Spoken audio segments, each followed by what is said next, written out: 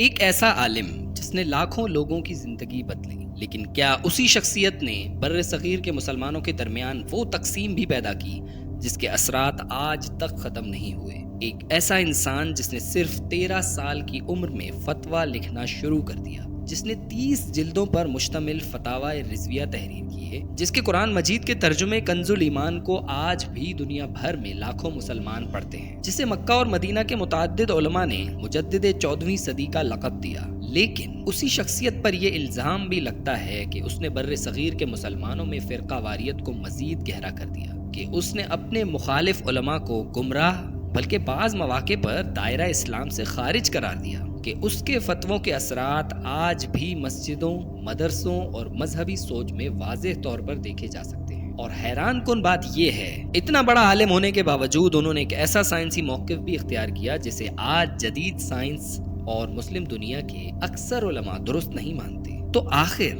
احمد رضا خان بریلوی کون تھے؟ ایک عظیم فقیہ، یا عاشق رسول صلی اللہ علیہ وسلم، یا مجدد اسلام، یا پھر ایک ایسی متنازع شخصیت جس کے اثرات ایک صدی گزرنے کے بعد بھی ختم نہیں ہوئے؟ آج کی اس ڈاکیومنٹری میں ہم ان کی پوری زندگی کا جائزہ لیں گے، بچپن سے لے کر آخری سانس تک۔ ان کی ابتدائی زندگی، حیران کن ذہانت، علمی سفر، فتاوی، کنز الایمان، عشق رسول صلی اللہ علیہ وسلم، بڑے بڑے عقائدی اختلافات، حسام الحرمین، زمین کی حرکت پر ان کا موقف، سیاسی نظریات، ان کی کامیابیاں، ان پر ہونے والی تنقید، اور وہ حقائق بھی جن کے بارے میں شاید آپ نے پہلے کبھی نہیں سنا ہوگا۔ 14 جون 1856 کو بریلی کے ایک علمی اور مذہبی گھرانے میں ایک بچے نے آنکھ کھولی، جس کا نام بعد میں بر صغیر کی اسلامی تاریخ میں ہمیشہ کے لیے لکھا جانا تھا۔ یہ بچہ احمد رضا خان تھا۔ ان کا خاندان اصل میں افغانستان کے شہر قندھار سے تعلق رکھتا تھا۔ ان کے پردادا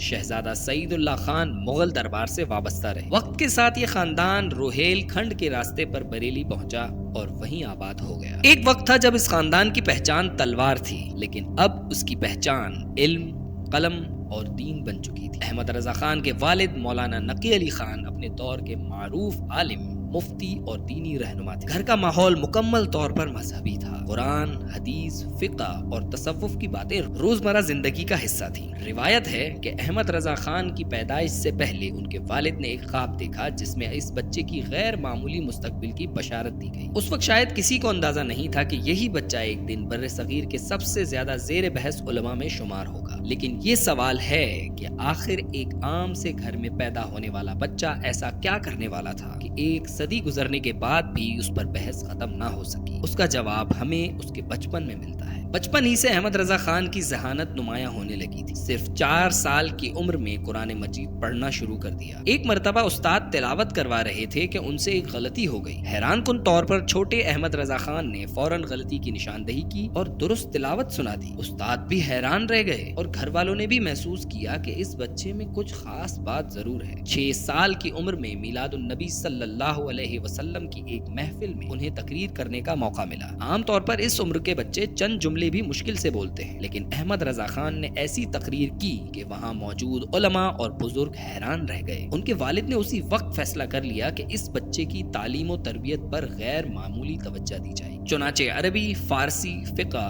حدیث، منطق، فلسفہ، ریاضی اور دیگر علوم کی تعلیم کا سلسلہ شروع ہوا۔ احمد رضا خان نہ صرف تیزی سے سیکھ رہے تھے بلکہ ان کی یادداشت بھی غیر معمولی تھی۔ جو کتابیں عام طلبہ کو سمجھنے میں برسوں لگ جاتے تھے وہ انہیں بہت کم وقت میں سمجھ لیتے تھے۔ لیکن اصل حیرت ابھی باقی تھی، کیونکہ چند سال بعد ایسا واقعہ پیش آنے والا تھا جس نے صرف بریلی ہی نہیں بلکہ پورے ہندوستان کے علماء کو حیران کر دیا۔ صرف 13 سال 10 ماہ اور 5 دن کی عمر میں احمد رضا خان نے اپنی رسمی دینی تعلیم مکمل کر لی۔ جس عمر میں اکثر بچے ابھی ابتدائی درجے کی کتابیں پڑھ رہے ہوتے ہیں، اس عمر میں وہ فقہ، حدیث، تفسیر، منطق اور دیگر علوم میں مہارت حاصل کر چکے تھے۔ یہاں ایک اہم سوال پیدا ہوتا ہے، کیا واقعی اتنی کم عمر میں اتنا علم حاصل کرنا ممکن ہے؟ جدید نفسیات اور دماغی علوم کے ماہرین کے مطابق بعض افراد میں غیر معمولی یادداشت، سیکھنے کی رفتار اور تجزیاتی صلاحیت عام لوگوں سے کئی زیادہ ہوتی ہے۔ تاریخ میں ایسی مثالیں موجود ہیں۔ برطانوی فلسفی جان سٹورٹ مل نے بچپن ہی میں یونانی زبان سیکھ لی تھی۔ بلیس پاسکل نے 9 عمری میں ایسے نظریات پیش کیے جو بعد میں پوری دنیا میں مشہور ہوئے۔ اسلامی تاریخ میں امام شافعی رحمۃ اللہ علیہ کے بارے میں بھی مشہور ہے کہ انہوں نے کم عمری میں قرآن حفظ کر رکھ لیا تھا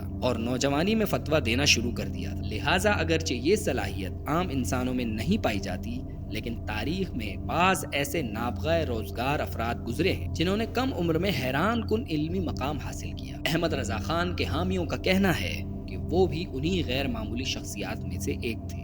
مگر تعلیم مکمل کرنا ایک بات تھی اور عملی طور پر علم کا امتحان دینا بالکل دوسری بات، اور احمد رضا خان کو یہ امتحان تعلیم مکمل ہونے کے اگلے ہی دن دینا پڑ گیا۔ ایک پیچیدہ فقہی مسئلہ سامنے آیا۔ یہ رضاعت یعنی دودھ پلانے کے شرعی احکام سے متعلق ایک سوال تھا۔ ایک بچے کو کسی دوسری عورت نے دودھ پلایا تھا۔ اب سوال یہ تھا کہ اس بچے کے محرم رشتے کون بنیں گے، نکاح کے احکام کیا ہوں گے اور شرعی اعتبار سے اس کے نتائج کیا ہوں گے۔ یہ کوئی عام سوال نہیں تھا، اس کے لیے فقہ، حدیث اور قانونی استدلال کی گہری سمجھ ضروری تھی۔ احمد رضا خان نے پورے اعتماد کے ساتھ اس مسئلے پر تفصیلی فتویٰ تحریر کیا۔ جب ان کے والد مولانا نقی علی خان نے اسے پڑھا تو وہ حیران رہ گئے۔ جواب نہ صرف درست تھا بلکہ مضبوط دلائل پر بھی مبنی تھا۔ اسی دن انہوں نے اپنے بیٹے کو باقاعدہ فتویٰ دینے کی اجازت دی تھی۔ یہ وہ لمحہ تھا جب ایک کم عمر طالب علم سے ایک مفتی کا سفر شروع ہوا۔ لیکن دلچسپ بات یہ ہے کہ احمد رضا خان صرف فقہ اور حدیث کے آدمی نہیں تھے۔ ان کی دلچسپی صرف دینی علوم تک محدود نہیں تھی بلکہ وہ ریاضی، فلکیات، منطق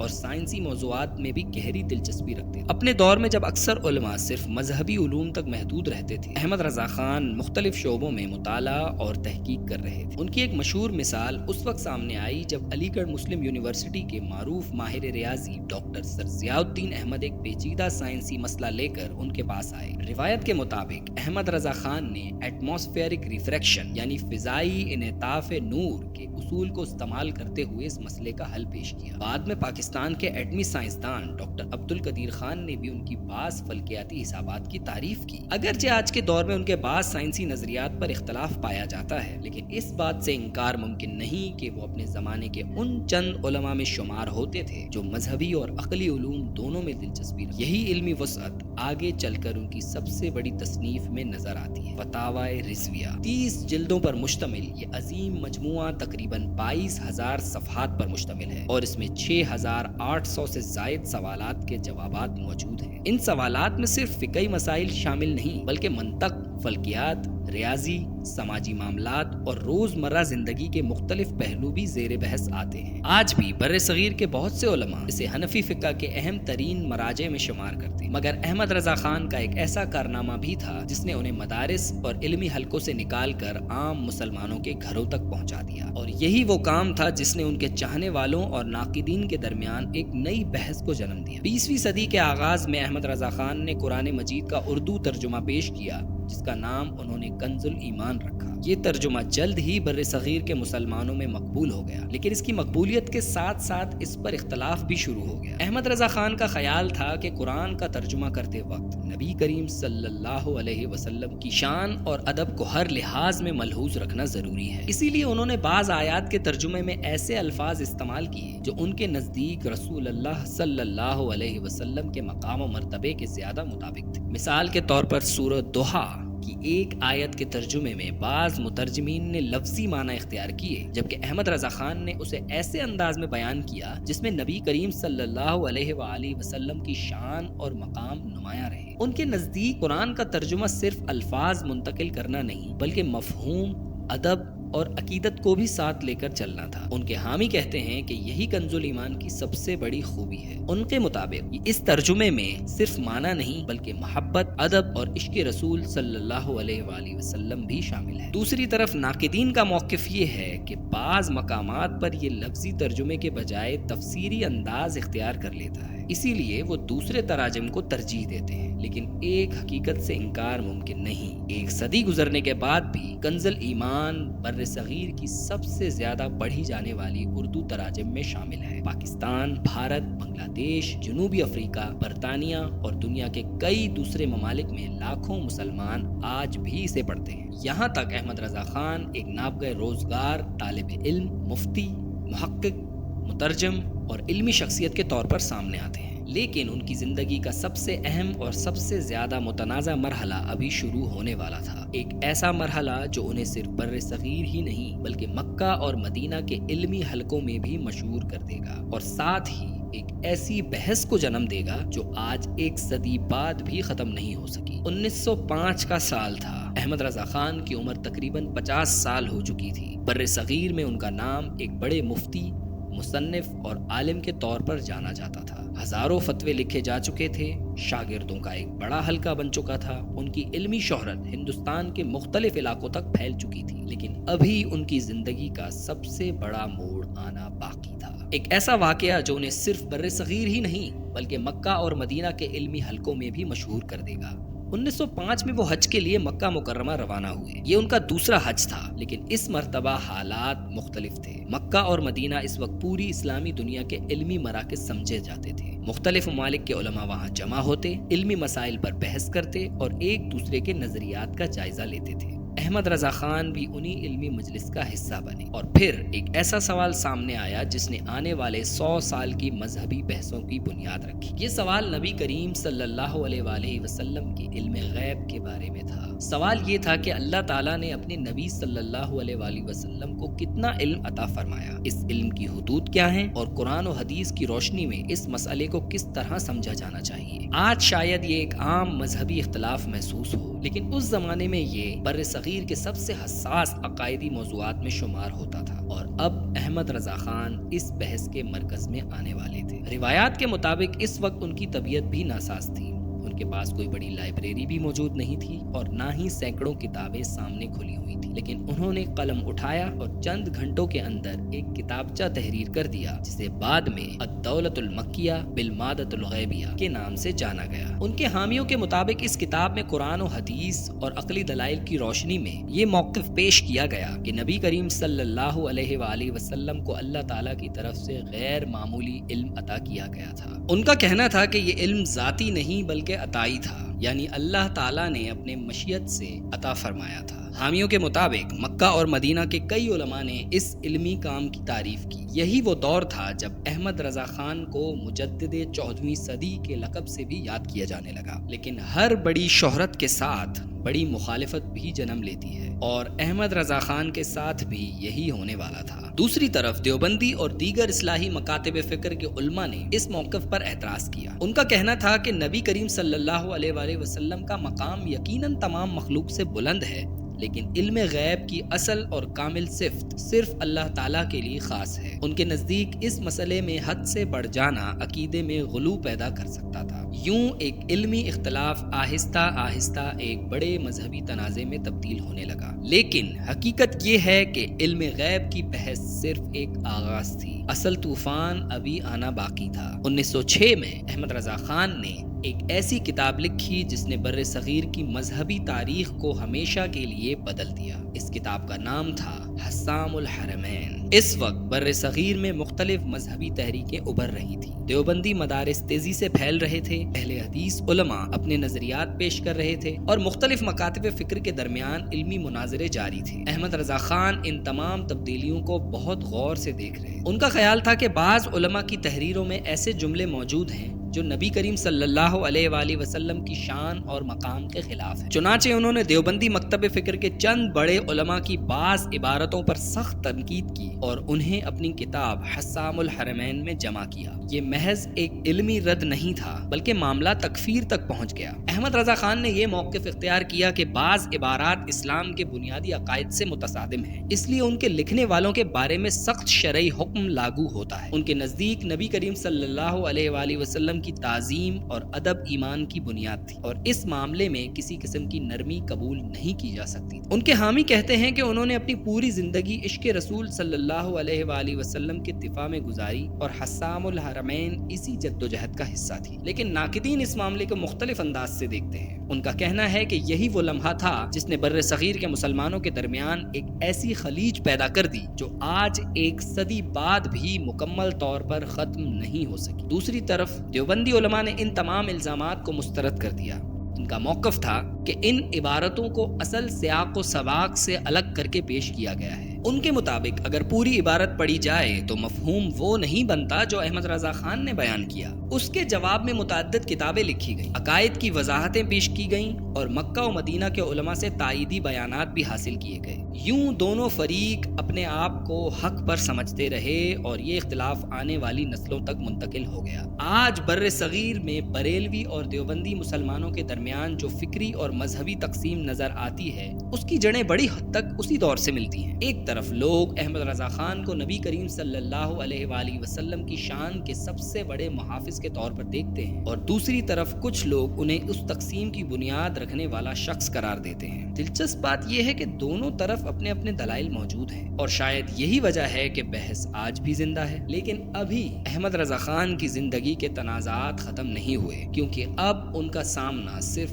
دوسرے علماء سے نہیں بلکہ جدید سائنس سے ہونے والا تھا، اور یہی وہ مقام ہے جہاں ان کے حامی اور ناقدین آج بھی سب سے زیادہ آمنے سامنے نظر آتے ہیں۔ 1919 میں احمد رضا خان نے ایک کتاب لکھی جس کا نام تھا فوز مبین۔ اس کتاب میں انہوں نے زمین اور سورج کی حرکت کے مسئلے پر اپنا موقف پیش کیا۔ اس زمانے تک جدید سائنس میں کوپرنیکس، گیلیلیو اور نیوٹن کے نظریات کو بڑی حد تک قبول کیا جا چکا تھا۔ سائنسدانوں کا کہنا تھا کہ زمین سورج کے گرد گردش کرتی ہے اور اپنے محور میں بھی گھومتی ہے، لیکن احمد رضا خان اس نتیجے سے اتفاق نہیں کرتے تھے۔ انہوں نے قرآن کی بعض آیات، عقلی دلائل اور فلکیاتی حسابات کی بنیاد پر یہ موقف اختیار کیا کہ زمین ساکن ہے اور سورج حرکت کرتا ہے۔ ان کا کہنا تھا کہ سائنسی نظریات وقت کے ساتھ بدلتے رہتے ہیں لیکن قرآن کا کلام اٹل اور حتمی ہے، اس لیے اگر سائنس اور قرآن کے ظاہری مفہوم میں اختلاف محسوس ہو تو ترجیح قرآن کو ہی دی جانی چاہیے۔ لیکن اس کے جواب میں بعض علماء اور محققین ایک مختلف موقف پیش کرتے ہیں۔ ان کا کہنا ہے کہ قرآن مجید میں زمین کو فرش، بچھونا یا قرار گاہ کہنے کا مطلب یہ نہیں کہ زمین میں حرکت نہیں۔ ان آیات کا مقصد یہ بتانا ہے کہ اللہ تعالیٰ نے زمین کو انسانوں کے رہنے کے قابل بنایا ہے، نہ کہ فلکیات کا کوئی سائنسی نظریہ بیان کرنا۔ اس بات کو ایک مثال سے سمجھا جا سکتا ہے۔ جب آپ ایک ہوائی جہاز میں بیٹھتے ہیں تو آپ کے قدم جہاز کے فرش پر ہوتے ہیں۔ اگر جہاز لاہور سے اسلام آباد جاتا ہے تو ایسا نہیں ہوتا کہ فرش لاہور میں ہی رہ جائے اور آپ اسلام آباد پہنچ جائیں، بلکہ فرش بھی آپ کے ساتھ حرکت کر رہا ہوتا ہے، اگرچہ آپ کو اس کی حرکت محسوس نہیں ہوتی۔ اسی طرح جب آپ ایک گاڑی میں بیٹھتے ہیں تو آپ کے قدم گاڑی کے فرش پر ہوتے ہیں اور فرش بھی گاڑی کے ساتھ حرکت کرتا ہے۔ اس مثال کی بنیاد پر بعض علماء استدلال کرتے ہیں کہ کسی چیز کا فرش ہونا اس بات کی دلیل نہیں کہ وہ حرکت نہیں کر سکتی۔ پھر وہ سورہ انبیاء کی آیت 33 کا حوالہ دیتے ہیں جہاں اللہ تعالیٰ فرماتے ہیں، اور وہی ہے جس نے رات اور دن، سورج اور چاند کو پیدا کیا، یہ سب اپنے اپنے مدار میں تیر رہے۔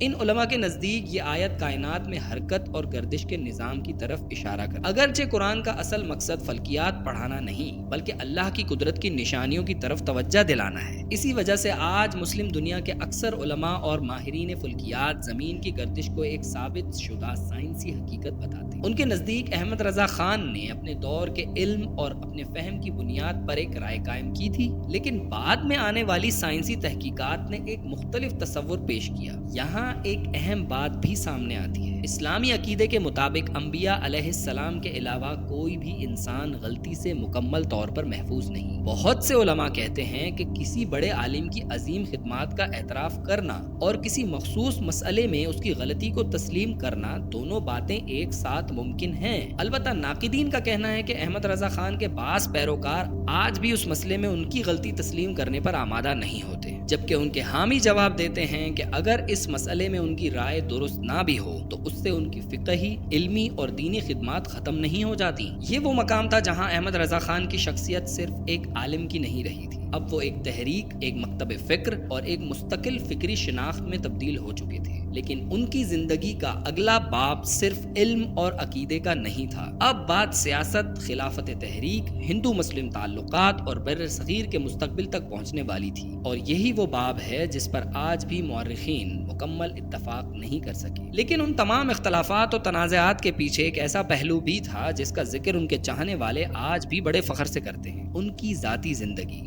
جو لوگ احمد رضا خان کے قریب رہے ان کے مطابق وہ انتہائی سادہ مزاج انسان تھے، نہ شاہانہ لباس، نہ بڑی بڑی محفلوں کا شوق اور نہ دنیاوی نمود و نمائش کی خواہش۔ کہا جاتا ہے کہ جب عرب ممالک سے آنے والے علماء ان سے ملاقات کرنے آتے تو وہ اکثر ایک سادہ سی چٹائی پر بیٹھ کر گفتگو کرتے تھے۔ ان کے قریبی لوگوں کے مطابق وہ مالی مشکلات میں گھرے لوگوں کی مدد کرتے تھے، مقروضوں کے قرض ادا کرتے اور بیواؤں اور یتیموں کا خاص خیال رکھتے تھے۔ وہ اکثر کہا کرتے تھے کہ یتیم کے سر پر شفقت سے ہاتھ رکھنا بھی عبادت ہے۔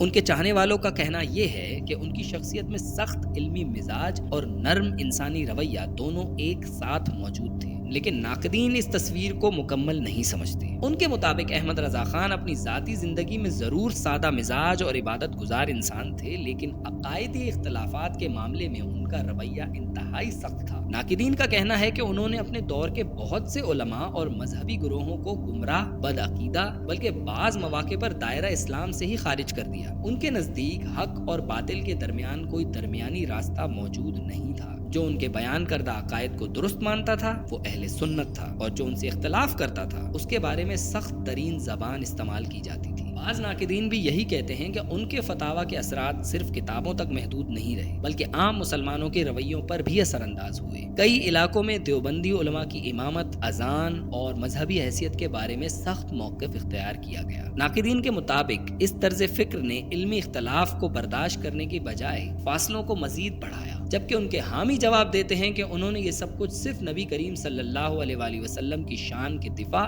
اور اپنے فہم دین کی بنیاد پر کیا تھا، نہ کہ ذاتی دشمنی یا نفرت کی وجہ سے۔ یہی وہ مقام تھا جہاں احمد رضا خان صرف ایک عالم نہیں رہے، وہ ایک مکمل فکری تحریک میں تبدیل ہو چکے تھے۔ ان کے فتاوی، ان کی کتابیں، ان کے شاگرد، ان کے نظریات پورے برصغیر میں پھیل چکے تھے۔ لاکھوں لوگ ان سے متاثر ہو رہے تھے اور ان کے بعد آنے والی نسلیں بھی انہی کے نظریات کو آگے لے جا رہی تھیں۔ اسی دوران برصغیر کے سیاسی حالات بھی تیزی سے بدل رہے تھے۔ برطانوی راج کے خلاف تحریکیں چل رہی تھیں، خلافت تحریک زور پکڑ رہی تھی، ہندو مسلم اتحاد کی باتیں ہو رہی تھیں اور مختلف سیاسی رہنما آزادی کے لیے مشترکہ جدوجہد کی دعوت دے رہے۔ لیکن احمد رضا خان کا موقف یہاں بھی دوسروں سے مختلف نظر آیا۔ انہوں نے خلافت تحریک اور بعض سیاسی اتحادوں کی حمایت نہیں کی۔ ان کا خیال تھا کہ مسلمانوں کی دین شناخت کو سیاسی مفادات پر قربان نہیں کیا جا سکتا۔ ان کے نزدیک مسلمان اور ہندو دو الگ تہذیبیں، دو الگ قومیں اور دو الگ طرز فکر رکھتے تھے۔ بعض مورخین کا کہنا ہے کہ پاکستان بننے سے کئی سال پہلے احمد رضا خان ایسے خیالات پیش کر رہے تھے جنہیں بعد میں دو قومی نظریوں کی بنیادوں میں شمار کیا گیا، لیکن ناقدین اس تجزیے سے مکمل اتفاق نہیں کرتے۔ ان کا کہنا ہے کہ اس قسم کے موقف نے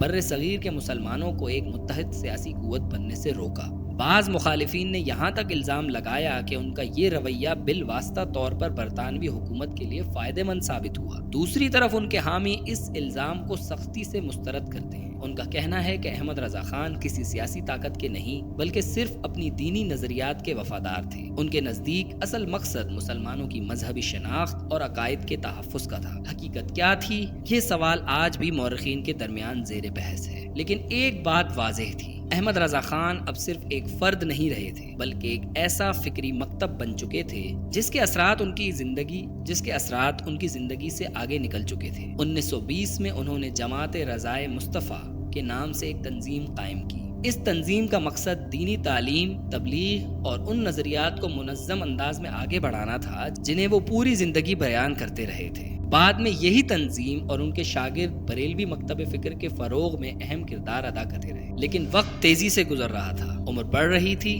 صحت کمزور ہو رہی تھی اور مسلسل علمی مصروفیات کا اثر جسم پر نمایاں ہونے لگا تھا۔ اور پھر وہ دن آ گیا جس نے ان کے چاہنے والوں کو غمزدہ کر دیا۔ 28 اکتوبر 1921 کو احمد رضا خان اس دنیا سے رخصت ہو گئے، لیکن ان کی وفات کے ساتھ ان کا اثر ختم نہیں ہوا، بلکہ بعض لوگوں کے نزدیک تو ان کا اصل اثر تو ان کی وفات کے بعد شروع ہوا۔ آج ایک صدی گزرنے کے باوجود کروڑوں مسلمان خود کو بریلوی مکتب فکر سے وابستہ سمجھتے ہیں۔ کنز الایمان آج بھی پڑھا جاتا ہے، فتاوی رضویہ آج بھی مدارس میں پڑھائی جاتی ہے، ان کی نعتیں آج بھی مساجد، محافل اور اجتماعات میں گونجتی ہیں، ان کے نظریات آج بھی جنوبی ایشیا کے مذہبی منظرنامے پر نمایاں نظر آتے ہیں۔ यहाँ तक कि बाज ऐसे उलमा जिनसे उनके शदीद इल्मी इख्तिलाफात थे वो भी उनकी इल्मी सलाहियतों का एतराफ करने पर मजबूर हुए। उनके हामियों के नजदीक अहमद रजा खान बर्र सगीर के अजीम तरीन फुकहा में से एक थे। वो उन्हें आशिक रसूल सल्लल्लाहु अलैहि वसल्लम, मुजद्दिद वक्त और अहले सुन्नत के सबसे बड़े मुहाफिज के तौर पर देखते हैं। उनके मुताबिक अगर अहमद रजा खान ना होते तो बर्र सगीर में रिवायती सुन्नी फिक्र और इश्क रसूल सल्लल्लाहु अलैहि वसल्लम का नक्शा शायद मुख्तलिफ होता।